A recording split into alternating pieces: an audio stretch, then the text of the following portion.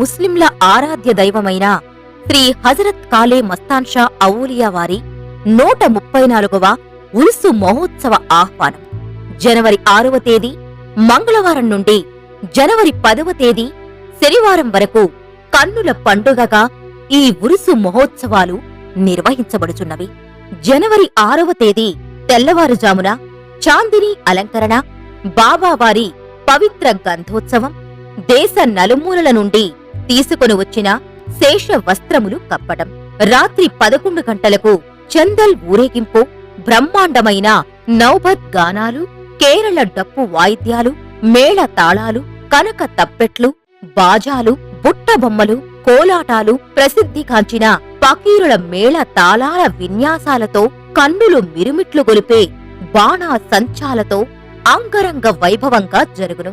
జనవరి 7వ తేదీ సాయంత్రం 6 గంటలకు గంధం ప్రసాదం పంచడం, ఆ వెంటనే దీపారాధన జరుగును. జనవరి 8వ తేదీ రాత్రి 10 గంటలకు గ్యార్మీ షరీఫ్ ఖురాన్ పఠనం.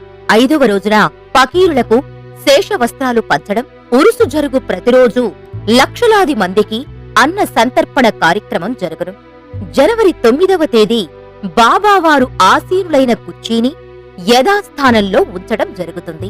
బాబావారి ఉరుసు మహోత్సవానికి విచ్చేయు వేలాది మంది భక్తులకు 5 రోజుల పాటు నిర్విరామంగా వైద్య సేవలు, ఉచిత మందులు పంపిణీ జరుగును.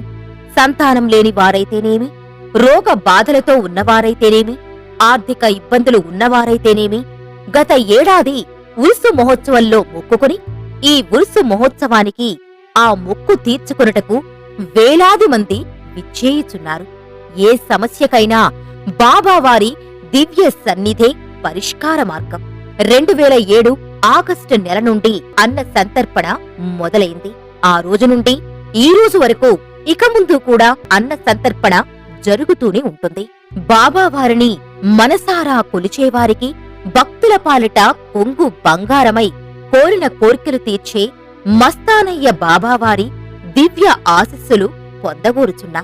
అంతటి మహత్కార్యాన్ని దినదినాభివృద్ధిగా, నభోతో నభవిష్యత్తుగా గుంటూరు జిల్లానేగాక దేశ నలుమూలలకి బాబావారి మహత్కార్యాలు వ్యాప్తి చెందడానికి నిత్యం శ్రమిస్తూ బాబావారి చరిత్రని చాటి చెప్పడానికి బాబావారి మందిరాన్ని నిత్యం పుష్పాలంకారాలతో, ధూప దీప నైవేద్యాలతో దేదీప్యమానంగా వెలుగొందడానికి కారకులు దర్గా ధర్మకర్త రావి రామ్మోహన్ రావు, ఆయన ధర్మపత్ని రావి డూండేశ్వరి గార్లు ప్రతి ఒక్కర్నీ పేరు పేరున ఆహ్వానిస్తున్నారు.